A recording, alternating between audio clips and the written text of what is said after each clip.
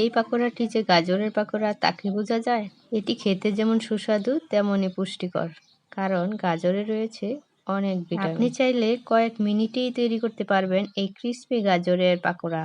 প্রথমে একটি গাজর ছিলে একদম চিকন চিকন করে পোলে আবারও একটি ছুরির সাহায্যে কুচি কুচি করে কেটে এবার এর মধ্যে ধনেপাতা কুচি, স্বাদ মতো লবণ, চাট মশলা, 1 চামচ কর্নফ্লাওয়ার, পরিমাণ মতো ময়দা, এখন সামান্য একটু বেকিং পাউডার দিয়ে ভালো করে মিক্স করে নিতে হবে। এখন এর মধ্যে সামান্য একটু পানি দিয়ে ভালো করে মিক্স করে নিতে হবে ভিডিওতে দেখানো অনুযায়ী।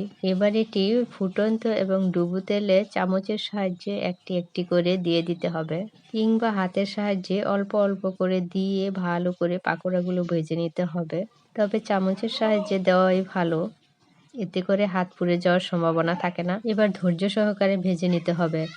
যখন এটি ক্রিস্পি হবে এবং বাদামি বা সোনালী কালার হবে তখন এটা তুলে নিতে হবে এবং একটি প্লেটে রেখে দিতে হবে। এভাবেই তৈরি হয়ে গেল দারুণ স্বাদের, পুষ্টিকর এবং ইউনিক একটি পাকোড়া। দেখুন কতটা ক্রিস্পি হয়েছে।